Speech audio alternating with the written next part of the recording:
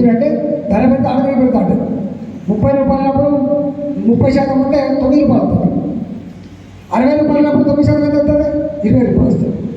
అంటే ధర పెరిగినప్పుడు ఈ ట్యాక్స్ అట్లే ఉంటే అది డబుల్ ట్రిపుల్ అయ్యేట్టు ఆస్కారం. పెట్రోల్ మీద ధర పెంచాడు, లిక్కర్ మీద ధర పెంచాడు, మోటార్ సైకిళ్ళ మీద ట్యాక్స్ పెంచాడు, స్టాంపు గుడ్డల మీద ధర పెంచాడు, బస్సు ఛార్జీల మీద ధర పెంచాడు, కరెంటు బిల్లు కూడా పెంచాడు. మీకు తెలుసు ఒక్క ఈ పెంచిన ఛార్జీల మీద ఈ ఒక్క సంవత్సరానికి కేసీఆర్ ప్రభుత్వానికి వచ్చే డబ్బులు 20 నుంచి 25 కోట్లు వస్తుంది పెట్టుకో ఒక సంవత్సరం. నేను ఇంతకు చెప్పి లెక్కిద్దా 9,000 కోట్లు, 10,000 కోట్లు, 2,000 కోట్లు, ఇట్లా అన్నీ కలిస్తే 20,000 కోట్లు కావు. 20,000 కోట్లు కావు. రైతు బంధు కలిపితే కూడా 35,000 కోట్లు కావు.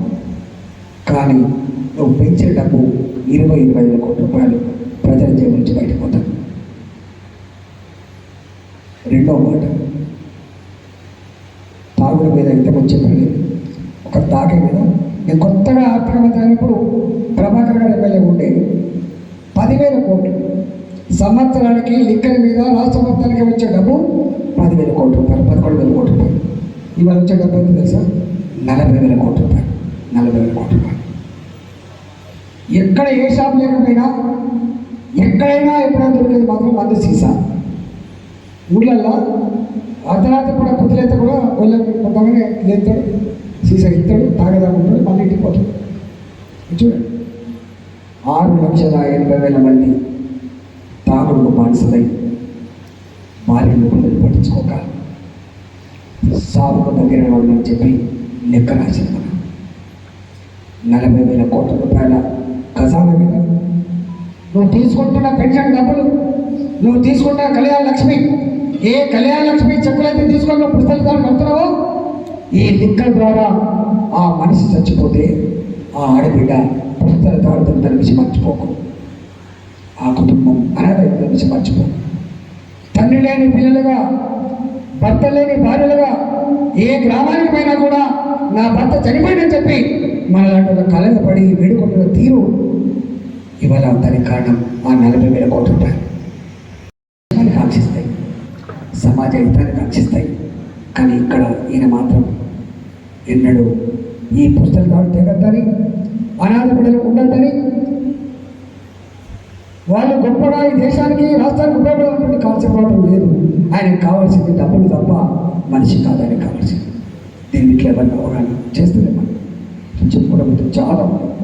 నేను మీ అందరికీ వినమ్రంగా చేసే విజ్ఞప్తి ఏంటంటే, పొలిటికల్ లీడర్గా ఎప్పటికప్పుడు అప్డేట్ కావాలి.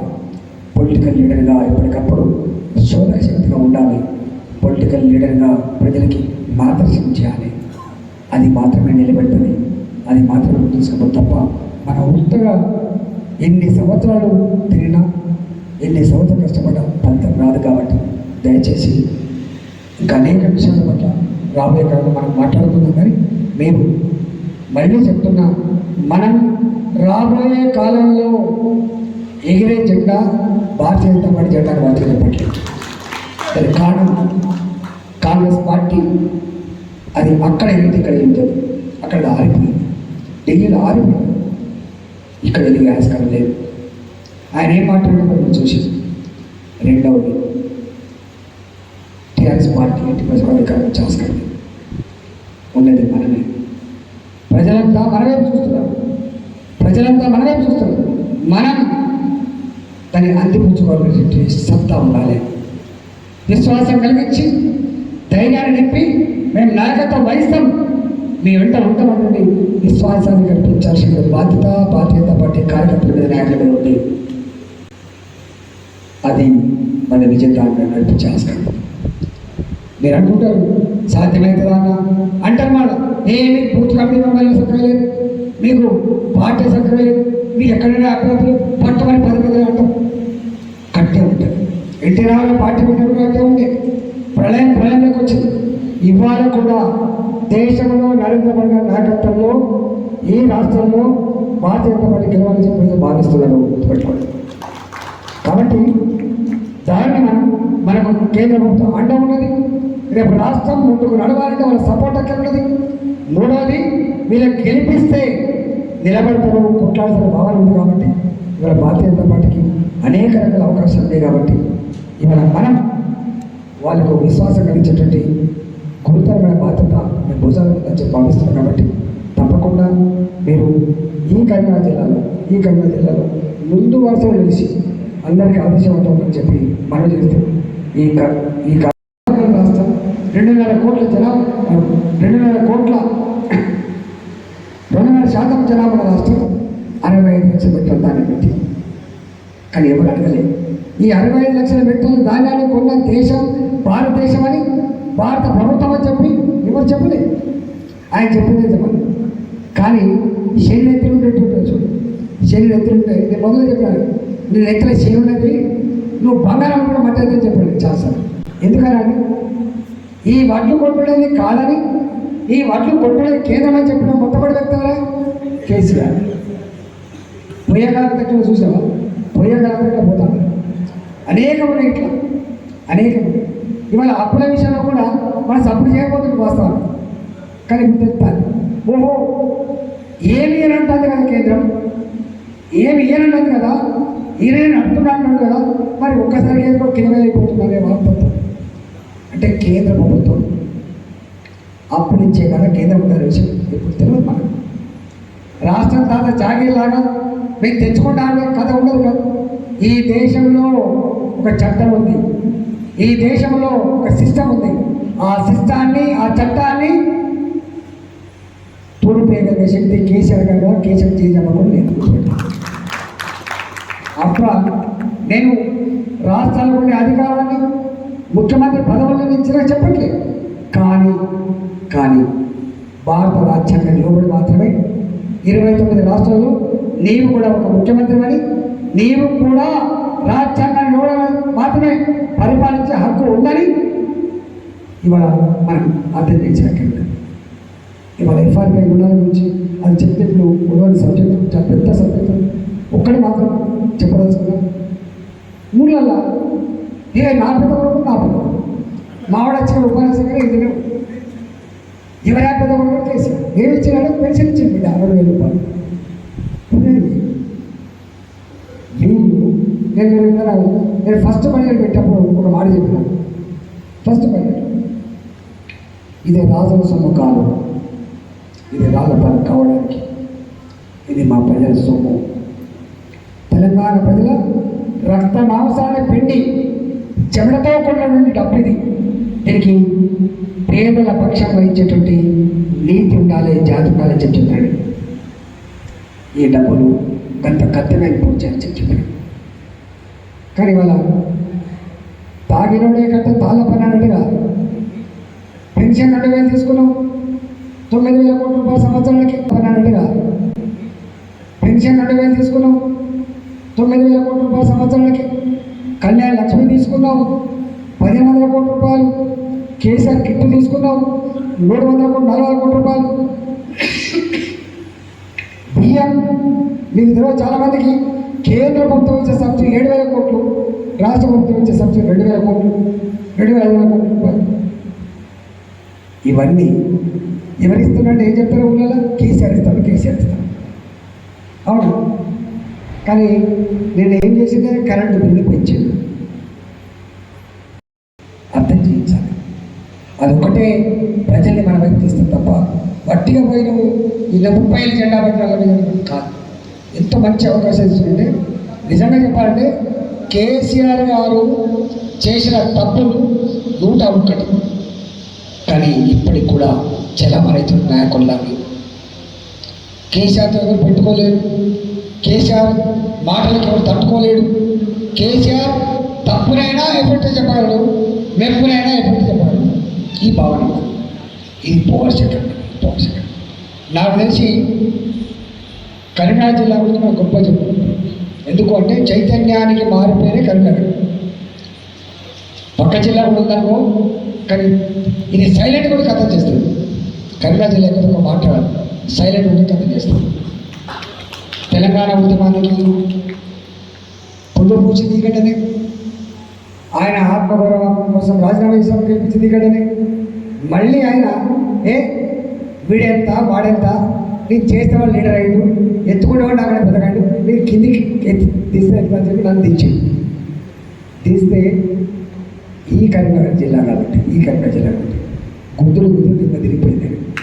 నాకు తెలిసి తెలంగాణ ఉద్యమానికి పొడి పోసింది దోపిడీ, దుర్మార్గమైన అహంకారపరమైన పాలనకి శరవగీత పట్టింది కరీంనగర్. కాబట్టి ఇంత బాధ్యత కలిగిన ఈ కరీంనగర్ జిల్లా, పాత కరీంనగర్ జిల్లా తప్పకుండా ఇలాంటి అనేక సమస్యలు మరి దాని మీద ఇప్పటికే మీకు చాలా చెప్పి ఉన్నాం. చాలామంది తెలియదు ఏంటంటే మనం చెప్పేంత వరకు కూడా ఈ వడ్లు కొనేది కేంద్ర ప్రభుత్వం విషయం చాలా తెలియదు. ఆయన మంచి బ్రహ్మాండమైన ఉపన్యాసం సభలో చెప్తున్నప్పుడు మేము లోపల కూడా అనుకునేది, చూసిన అంటే మేము లోపల అనుకునేది, ఇక మంత్రులే కాబట్టి ఏం చెప్పినా చూసిన దేశంలో ఒక గింజ కూడా లేకుండా కొంటుకున్న ఏకైక రాష్ట్రం తెలంగాణ చెప్పిండు రికార్డు చేయండి. నేను మంత్రిగా ఉన్నాను. దేశానికి అన్నం పెట్టగలిగే స్థాయికి ఎదిగింది తెలంగాణ అని చెప్పిండు. 1 కోటి టన్నుల పైన బియ్యాన్ని పెట్టగలిగితే అందులో 65 లక్షల మెట్ల బియ్యాన్ని ఇచ్చిన రాష్ట్రం తెలంగాణ చెప్పి మనం చూడండి. కేసీఆర్ మనకి ఏమనుకున్నాడు, అబ్బా ఈయనంతా గొప్ప లేకుండా మేము అనుకున్నాం. కానీ మనిషి నైజం ఎప్పుడు తెలుస్తుంది? నమస్తే సంబంధాలు 100 ఉంటాయి, కానీ ఆపదచ్చినప్పుడు ఆదుకునే సంబంధాలు కొన్ని ఉంటాయి. అవునా? మనం ఏమంటే ఊళ్ళలో అందరూ నమస్తే పెడతాం. అప్పుడు అబ్బా ఇంతమంది నమస్తే పెడతాం. ఒకసారి ఎన్నికలు లేవో చూస్తాను సార్. ఇక్కడ కేసీఆర్ గారు తెలంగాణ ఉద్యమంలో ఏం మాట్లాడారో చూసి నాడు నేడు నేను చదువుకోను, కానీ ఒక 2 దుర్మార్గం జరిగిపోతుంది. ఒక దుర్మార్గం నేరమే అధికారమై మనం నేరస్తుగా చేస్తాము.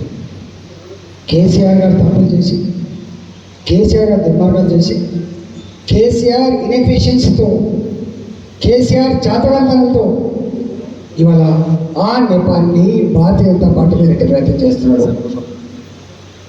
నాకు తెలిసి పొద్దున అందరూ కానీ ఇవాళ జరుగుతున్న పండుగ అంటే దొంగ అని అరుస్తున్నాడు.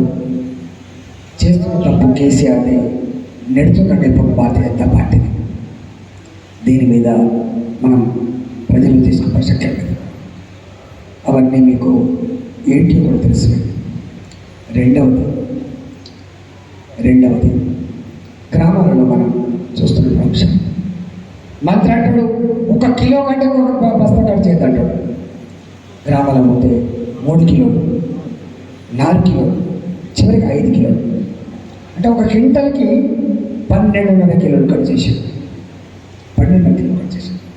నేను ఇక్కడ మనం ఎందుకు తప్పుపడుతున్నా అంటే ఎప్పుడు కూడా ఏం జరుగుతుందో స్టడీ చేసి మన ప్రజలకు ఎడ్యుకేట్ చేయకపోతే వాళ్ళు చెప్పిన మాట నిజంగా ఆస్కారం ఉంటుంది. అది పోవాలంటే మన స్థానికంగా ఉండే సమస్యల మీద నేను మొన్న ఎక్కడో ఒక సర్వే చూశాను. మనం ఎక్కడున్నామంటే మనకి కాదు కదా సర్పంచ్ని, మనకు కాదు కదా మన ఎమ్మెల్యేది, మనకు అధికారం లేదు కదా, మనకు పెన్షన్ చెప్తా. నీకు కూడా బాగా గుర్తుపెట్టుకోండి, పెన్షన్ ఇచ్చేవాడు గొప్పడు కాదు, పెన్షన్ ఇచ్చేవాడు గొప్పడు కాదు, సమస్య పరిష్కరించడం గొప్పడు కాదు, సమస్య పరిష్కరించడం కొట్లాడడం గొప్పడు. గుర్తుపెట్టుకో. ఇది మీరు మా విషయంలో సామాన్య ఆమె ఎక్కడ కొట్లాడి తెలంగాణ కొట్లాడి ఇచ్చింది ఎవరు? ఇచ్చింది కాంగ్రెస్ పార్టీ, దానికి మద్దతు ఇచ్చింది భారతీయ జనతా పార్టీ. మన 2 ఎంపీలు 545 మంది పార్లమెంట్ సభ్యుల టీఆర్ఎస్ పార్టీ కూడా 2 గాలి కూడా కొట్టడం. ఇచ్చిన ఎవరు? కాంగ్రెస్ పార్టీ. సపోర్ట్ చేసింది సుష్మా స్వరాజ్ గారు, భారతీయ జనతా పార్టీ. కానీ సపోర్ట్ చేసే వాళ్ళకి ఓట్లే, ఇచ్చిన వాళ్ళు కూడా ఓట్లేదు. ఎవరికి ఇచ్చినా కొట్లాడే ఓటేసింది. దీంట్లో ఉన్న మతలే మీద అర్థం చేసుకోండి. ఎప్పుడు కూడా నాయకుడిగా ఎదగాలంటే ప్రజాక్షేత్రంలో గొప్పగా పేరు సంపాదించుకోవాలంటే అధికారంలో కాదు, గుర్తుపెట్టుకో. అధికార పార్టీ లేనప్పుడే వస్తుంది అని చెప్పి మనం చేస్తున్నాం. నువ్వు అందుకే మీరు మా చేతిలో ఏం లేదు కదా. మేము చూస్తే అసలు రేషన్ కార్డు ఇప్పించే కాడ, పెన్షన్ ఇప్పించే కాడ, భూముల సమస్యలు పరిష్కరించే కాడ, ఇట్లాంటి కాడ చాలా దిక్కులు మన వాళ్ళు మేము కాదు కదలే, అధికారులు ఏం కదలే, మీరు గాళ వాళ్ళు చేస్తారు వీళ్ళు చేస్తారు అన్నట్టు గుర్తుపెట్టు. మీరు చేయాల్సిన పని పోదాం బాధ్యత అవుతుందా కాదా తర్వాత, కానీ స్పందించడం లేదని మొట్టమొదటి చూస్తాం. మీరు ఎక్కడ చూడండి సైకాలజీ. కాబట్టి 3వ లక్షణం మీకు ఉండాల్సింది, అది నీ పరిధిలో ఉన్నా లేకపోయినా నీ దగ్గరికి వచ్చినప్పుడు దాని పట్ల నువ్వు స్పందించకపోతే మరోసారి ఇంకో మనిషి నీ దగ్గర రాడు. మరి నాయకుడి దగ్గరికి ప్రజలు వస్తే గొప్ప నాయకుడు అవుతుందా, ప్రజలు రాకుంటే గొప్ప నాయకుడు అవుతుంది. కులాలైతే అసహించుకుంటే తెల్లాలేమని గోలకూడదు అంటే తెల్లాలేమని కదా. పొలిటికల్ లీడర్ దగ్గరికి మనుషులు వస్తే ఆయన పెద్ద లీడర్, మనుషులు దొరికితే పనికి మన లీడర్ అని లెక్క. రెండవది, పని చేస్తేనే నీ దగ్గర వస్తారు, పని చేయకపోతే రాకపోతే పెట్టుకో, వస్తారా పోతారా. కాబట్టి మనం ప్రజలు ఇళ్లలోకి వచ్చి పని చేయమని చెప్పి కోరితే అసహించుకునేవాడు లీడర్ కాడు. ఖచ్చితంగా పట్టించుకునే ప్రయత్నం చేయమని చెప్పి కోరుతున్నాడు. 4వ మాట, మీరు చేసే పని సరిపోయినప్పుడు పార్టీ ఉంటుంది. ఈ పెన్షన్ సమస్య నా ఊళ్ళో వచ్చింది, నీ ఊళ్ళో వచ్చింది, ఈ ఊళ్ళో వచ్చింది, మొత్తం పోదామా అని చెప్పి మాట్లాడు ఆఫీస్ మొత్తం కట్టగట్టుకుంటాం, ధర్నా చేస్తాం. ఎప్పుడు ఎప్పుడైనా బాగా గుర్తుపెట్టి, అధికారంలో ఉన్నవాడికేమో వాడు పైరవి చేసుకొని సంపాదించుకోవాలి కాబట్టి వైరుధ్యాలు ఉంటాయి. అధికారంలో లేని వాడికేమో ఐక్యత ఉంటుంది. గుర్తుపెట్టుకో. మరి బాగా అధికారం ఉన్నవాడికేమో నాకు తెలియకుండా ఆయన పోవాలి, ఆయన తెలియకుండా ఇంకోటి పోవాలి, పని చేసుకొచ్చుకోవాలి, సాసాలు పోయి పని చేసుకొచ్చుకోవాలి, ఇంకా 4 పైసలు దొరుకుతాయి కాబట్టి. అధికారంలో లేని వాడికి ఐక్యత కోసం ఉంటుంది. మీరు కనుక మీరు అర్థమానం జిల్లా అధ్యక్షుడు ఫోన్ చేసి లేకపోతే ఇంకో నాయకుడు ఫోన్ చేసి అన్నా నా మీద ఈ కేసు పెడతా ఉంటాడా, ఒక 50 మంది సభ ఇవ్వకుండా పోలేదా మీరు? ఎప్పుడు కూడా గుర్తుపెట్టుకోండి, అధికారం ఎంత గొప్పదని మనం భావిస్తామో, అధికారం చెలాయిస్తారని చెప్పి మనం భావిస్తామో, అధికారం చాలా చిన్నది కూడా అయితే గుర్తుపెట్టుకోండి. ఎప్పుడు ఉరికేవాడు ఉన్నంత వరకే తరిమేవాడు ఉంటాడు, కేంద్ర అంటే మాత్రం వాడతారు. నీ ఏ ఆఫీస్ అయినా కూడా నువ్వు ఒక్కరి పోయి ఇద్దరు పోయి కనుక సార్ అంటే వెళ్ళిపోయా అంటాడు. 50 మంది పోయి కూర్చో ఏం సంగతి ఉండడా దొరకడు ఆయన మనకు 100 తప్పులు చెప్తే గుర్తుపెట్టుకో. అధికారం అనేవాడు 100 తప్పులు చేసి ఉంటాడు. మీరు కనుక ఒకసారి కూర్చొని మరి ఏం రూల్ ప్రకారం చేశారని చెప్తే ఉంటాడు. వ్యక్తులుగా చేయలేని పని పార్టీకి ఆ శక్తి ఉంటుంది. ఐక్యత ఉన్నప్పుడు మాత్రమే. నాకు తెలిసి కొంతమందికి కొన్ని నచ్చవు, కానీ ముఖం మీద చెప్పగలిగే వాడే గొప్ప గుర్తుపెట్టు. ముఖం మీద చెప్పండి, కానీ ఆ ముఖం మీద చెప్పడం నాకు ఇష్టపడేది ఎవరికి ఇష్టపడేది, కానీ తప్పకుండా చెప్పాలి, సాటికైనా చెప్పాలి. గుర్తుపెట్టుకోండి. మధ్యనిచ్చేవాడు నాయకుడు కాదు, గుర్తుపెట్టుకో. మాయ చేసేవాడు వాడు కాదు, గుర్తుపెట్టుకో. చెప్పగలిగేటువంటి మాత్రమే మన వెళ్ళి విషయం మర్చిపోకండి. ఇది కాదు, ఏ స్థాయిలో కాస్తారు చెప్పడం వినాలి, కానీ అవసరమైన మాత్రమే గుర్తుపెట్టుకోండి. అక్కర్లేదు గురించి ఆత్మైపోతుంది, మంచిది కాదు. చెప్పుడు మాట్లాడటం మంచిది కాదు. వినడం తప్పనా, కానీ ఏది వినడం కదా మీరు దేని మీద స్పందించాలో అది స్పందించు, కానీ అక్కరాని కూడా ఇది ఆగమైపోతే కంచి చేతులు వేయద్దు. ఉండాల్సి అక్కడ అటు ఇటు లేచిపోవడం గురించి మాట్లాడతలేను, నాన్ సీరియస్గా ఉండడం గురించి మాట్లాడతారు, కానీ సీరియస్గా ఉన్నవాళ్ళు గతంలో ఇతర పార్టీల్లో ఒక రకంగా ఒక హోదాను అనుభవించడం ఏదైతుందో వాళ్ళను తీసుకొచ్చుకొని మేము చేసుకోవచ్చు. అక్కడ నేను చూస్తూ ఉంటా, ఒక ఆయన ఈ సర్పంచ్ అని అనుకుంటున్నాను, అది బీసీ రిజర్వేషన్ సర్పంచ్ అంటారు. ఇంకొక మనిషి రానిదే అని కథ. ఎవరి సర్పంచ్ అయితే తర్వాత కానీ అందరినీ తీసుకొని సర్పంచ్ అయితే ఆస్కారం ఉంటుంది. అది ఎమ్మెల్యేగా వర్తిస్తుంది, అది ఎంపీగా వర్తిస్తుంది. మనం ఎప్పుడు కూడా మనమే ఉంటామని చెప్పే భావన మాత్రం తప్పు.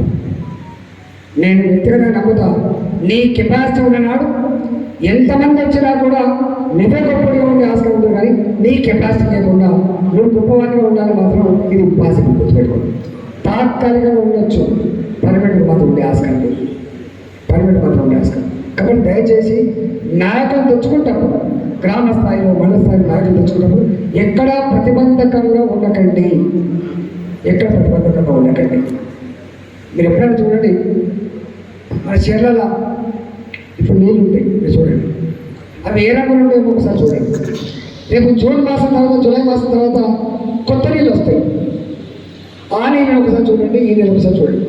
ఇవేమో నీళ్ళ రంగు ఉంటాయి, అవేమో మురికి మురికి రంగు ఉంటాయి, మురికి మురికి రంగు ఉంటాయి. ఎందుకుంటాయి? ఇవి పాత నీళ్ళు, అవి కొత్త నీళ్ళు. పార్టీలో కూడా ఈ టీడీపీ నుంచి వచ్చిన బీజేపీ, ఇది టీఆర్ఎస్ వచ్చిన బీజేపీ, ఇది కాంగ్రెస్ వచ్చిన బీజేపీ ఉంటుంది. గుర్తుపెట్టండి. మీరు ఎక్కడ చూడండి, మళ్ళీ ఇంకా ఖచ్చితంగా ఏమైందంటే ఈ కాంగ్రెస్ నుంచి వస్తే ఒక గుర్తు పెడతారు, టీఆర్ఎస్ నుంచి వచ్చిన ఒక గుర్తు పెడతారు, టీడీపీ నుంచి వచ్చి ఒక గుర్తు పెడతారు. మీరు చూసే సగండి, టీఆర్ఎస్ పార్టీ ఒక పార్టీగా లేదు కాబట్టి టీఆర్ఎస్ పార్టీ అన్ని పార్టీల నాయకులు వచ్చిన తర్వాత ఏర్పడ్డ ఒక సమూహం కాబట్టి అది స్పష్టంగా కనబడింది.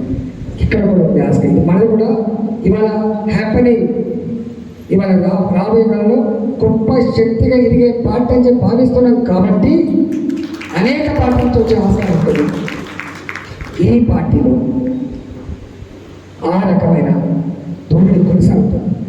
ఆ ధోరణి తాత్కాలికంగా మాత్రమే ఉండాలి. మండల స్థాయిలో లీడర్షిప్, జిల్లా స్థాయిలో ఉన్న లీడర్షిప్ ఇలాంటి వైరుధ్యాలని, ఇలాంటి పోకడల్ని అరికట్టగలిగేటువంటి పద్ధతి నిరంతరం కొనసాగాలి. నాయకత్వం చేసిన మొట్టమొదటి బాధ్యత కార్యకర్తలను కనుక ఐక్యంగా ఉంచగలిగితే, కార్యకర్తలలో మీరు ఉత్సాహాన్ని నింపగలిగితే ఆ కార్యకర్తలే పనిచేస్తారు తప్ప ఒక జిల్లా అధ్యక్షుడు పనిచేసే ఆస్కారం లేదు, ఒక ఈటల పనిచేసే ఆస్కారం లేదు. మనం డ్యూటీ డిశ్చార్జ్ చేస్తూ ఉండాలి. వాళ్ళు సైనికులకు పనిచేస్తున్నారు. కమాండర్ ఒకరు కొట్టాలి వెళ్తుందా, యుద్ధం ఒక ఆర్మీ జనరల్ కొట్టాలి వెళ్తా, కింద సైనికులు కొట్టాలి వెళ్తారు. అందుకని ఆ సైనికులు గ్రామ స్థాయిలో పరిగీసి కొట్టాడేటువంటి పార్టీ కార్యకర్తల వెళ్తారో వాళ్ళు కనుక సంతోషంగా లేకపోతే, వాళ్ళు ఉత్సాహంగా లేకపోతే పార్టీ ముందుకు పెట్టే ఆస్కారం లేదు. కాబట్టి మండల స్థాయిలో ఉన్న నాయకత్వం కావచ్చు, జిల్లా స్థాయిలో ఉన్న నాయకత్వం కావచ్చు, గ్రామ స్థాయి నాయకత్వం కావచ్చు, వీళ్ళు ఎప్పటికప్పుడు అలాంటి వాటిని పరిష్కరిస్తూ ఉండడమే కర్తవ్యంగా పెట్టుకోవాలని చెప్పి నా ప్రధాన సూచన చేస్తాను.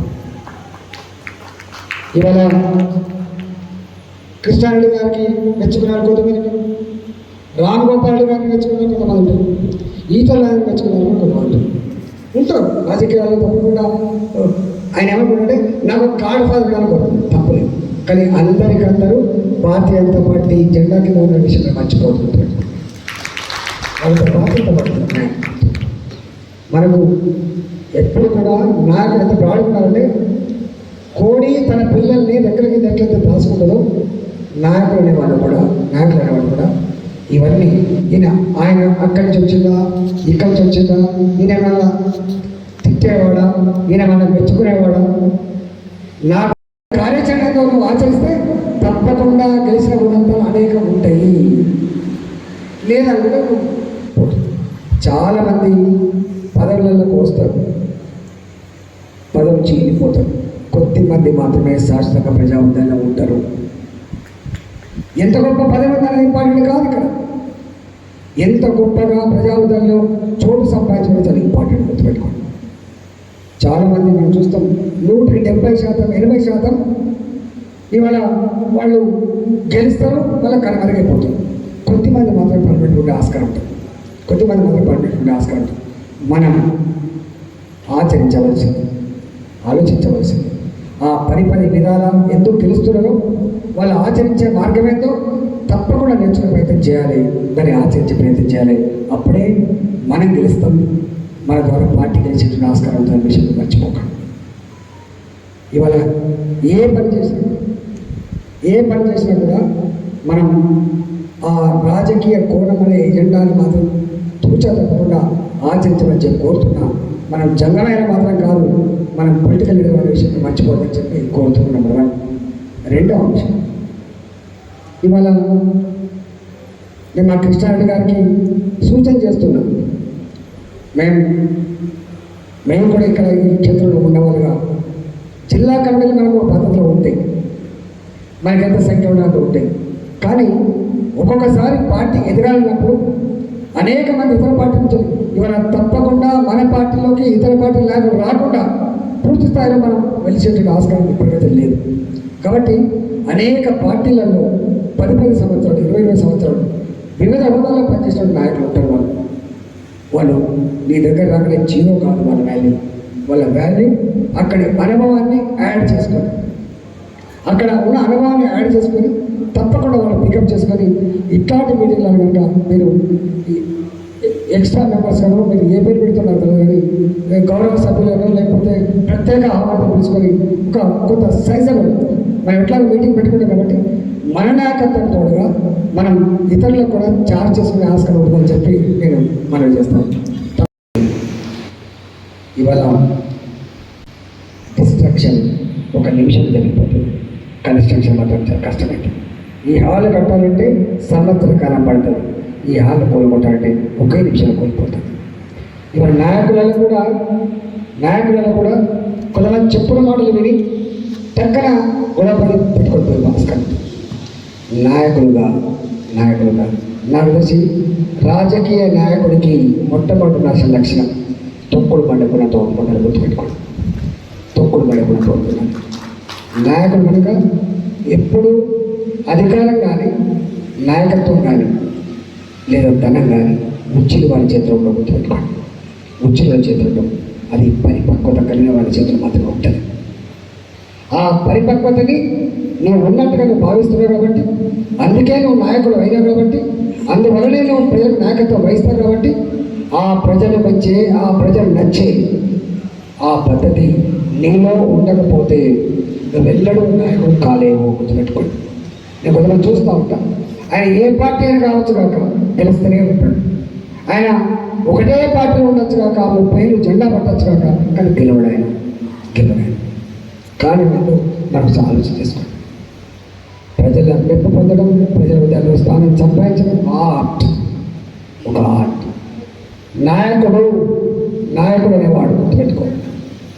ఒక్కొక్కసారి మనం చూస్తూ ఉంటాం, భారతీయ జనతా పార్టీ పెద్ద సంఖ్యలో ఎమ్మెల్యే గెలవకపోవచ్చు, పెద్ద సంఖ్యలో ఎంపీలు గెలవకపోవచ్చు, పార్టీ పరమైన సపోర్ట్ లేకపోవచ్చు, కానీ 2 సార్లు 3 సార్లు గ్రామ సర్పంచ్ ఎన్నికైన భారతీయ జనతా పార్టీ నాయకులను చూస్తాం. మనం ఎక్కడ లేకపోయినా ఒక్క దగ్గరనే ఎంపీటీసీ గెలిచిన సందర్భాలు ఉంటాయి, మనం ఒక్క దగ్గరే ఎంపీపీ గెలిచిన సందర్భాలు ఉంటాయి. దానికి కారణం పార్టీ కాదు, జెండా కాదు, తన వ్యక్తిగతమైన కృషి. అంటే అర్థం ఏంటంటే వ్యక్తులుగా ఎవాల్వ్ కావడం అక్కడక్కడ మనకు కనపడుతూ ఉంటుంది. కానీ వ్యవస్థీకృతంగా రిజల్ట్ రావాలంటే పార్టీ పరంగా అభివృద్ధి చెందిన సాధ్యమైందని మన కళ్ళ ముందు కనపడతాం సాధ్యమని. అందువల్ల మనం ఇవాళ అక్కడక్కడ మనమే సర్పంచ్ అవుతాం కదా, మనమైతే ఎంపీటీసీ అవుతాం కదా, నేనైతే ఎమ్మెల్యే అవుతాం కదా అని కాకుండా మొత్తం కనుక లేకపోతే ఆ శక్తి వచ్చేట్లు ఆస్కారం లేదు. ఒక సర్పంచ్ గెలిచి ఏం చేసేది పార్టీగా, ఒక ఎమ్మెల్యే గెలిస్తే 5 లేదు. మొత్తం ప్రజానికానికి ఒక మంచి స్వచ్ఛమైన పరిపాలన అందించాలంటే, వాళ్ళ సమస్యల పరిష్కారం మన చేతిలో ఉండాలంటే అది ఖచ్చితంగా పార్టీ పరంగా బలపడితే తప్ప కాదు. తపన అన్ని నియోజకవర్గాల నిర్వహణ తపన ఇవన్నీ కూడా ప్రత్యేక. దాంట్లో నేను వ్యక్తిగతంగా నమ్ముతా, కింది స్థాయిలో ఉన్న కార్యకర్త కనుక ఆ గొప్ప కర్తవ్యం నిర్వహించకపోతే ఈయన ఎమ్మెల్యే ఆస్కారం లేదు. కొంతమంది ఏమనుకుంటారంటే నువ్వేందా నాకు నా ముఖం చూసి ఉంటుంది, ఎవరి ముఖం చూసి ఉంటుంది గుర్తుపెట్టి. కొంతమంది అనుకుంటారు ఆ టైం కష్టపడి సరిపోతారు, ఆ టైం పైసలు ఖర్చు పెడతారు. ఎప్పుడు కూడా నేను నా వ్యక్తిగతంగా నా అనుభవంగా చెప్తున్నా, డబ్బులు ఎప్పుడు అధికారాన్ని ఇవ్వ గుర్తుపెట్టుకో. డబ్బులు అధికారాన్ని ఇవ్వ. దౌర్జన్యం తాత్కాలికంగా ఎక్కుతుంది, కానీ అధికారాన్ని ఇవ్వదు. కార్యకర్తలు మాత్రమే అధికారాన్ని కట్టుబెడతారు. మీతో ఏమైంది, ఒక్కొక్క గ్రామంలో ఒక సర్పంచ్గా పోటీ చేస్తే ఏమీ లేకపోయినా కూడా తల 2,000 రూపాయలు 3,000 రూపాయలు జమ చేసుకొని పార్టీని గెలిపించాలి, జెండాను గెలిపించాలి, పార్టీతో గెలిపిస్తే గెలిచిన తెల్లారి మొదలుపెట్టి కథ గెలుస్తాడు, కానీ మళ్ళీ నిలబడి గుర్తుపెట్టుకో. ఆ గెలిచిన అభ్యర్థి కనుక మీ వల్లనే నేను గెలిచినటువంటి భావన వ్యక్తించడమే కాదు, దాని కొత్తలో కొత్త ఆచరిస్తే కనుక తప్పకుండా 4 కాలం పాటు నాయకుడు ఉంటాడు. కానీ ఒడ్డెక్కేదాకా ఓడమల్లప్ప, ఒడ్డెక్కేదాకా ఓడమల్లప్పలాగా ఈ కింద 1,000 రూపాయలు 2,000 రూపాయలు కష్టపడి రాత్రులక పగలనక ఎంత కష్టపడుతుందో నాకు తెలుసు. వారం రోజుల పాటు 10 రోజుల పాటు సర్పంచ్ ఎన్నికలు వస్తే, వార్డు మెంబర్ ఎన్నికలు వస్తే ఈయన రాత్రిపూట దొరుకుతాడా, రాత్రిపూట పోతాడు. ఈయన 4 గంటలకు దొరుకుతాడు, 4 గంటలకు పోతాడు. మధ్యాహ్నం దొరుకుతాడా, మధ్యాహ్నం పోతాడు. వాళ్ళు చివరికి ఏమంటాడు, ఏ తప్పవారు లాక్కువాడు కన్నీసారి పోతాం. అంటే నీ అవసరానికి ఈ కార్యకర్తలు పట్టుకొని నువ్వు ఆ ఇంట్లో ఎప్పుడుంటారో వాళ్ళు చూసుకొని గంట పోయి నువ్వు ఓటేడుతావు, ఓటేసి గెలిపించుకుంటావు. కానీ గెలిచిన తర్వాత మాత్రం ఈ గెలిపించడానికి మొగం చూడు, ఓట్లు వేసిన ప్రజల మొగం చూడకుండా నాయకులు ఉండే ఆస్కారం. అందుకని నేను వినమ్రంగా విజ్ఞప్తి చేస్తున్నా, ఏ నాయకుడు అయితే నాకు మా గురువే కానీ చెప్తే బాగా అనిపిస్తుంది. వారు ఒక్క మాట మాత్రం బాగా నచ్చింది నాకు. ఒక నాయకుడిగా మొట్టమొదటిగా గెలిచిన తర్వాత ఓడిపోవడంతో నిర్ణయించుకునేది ఆయన చేతుల్లో ఉంటుంది, గెలవాలని నిర్ణయించుకునేది ఆయన చేతిలో ఉంటుంది అంటాడు. ఎస్, నేను నమ్ముతాను.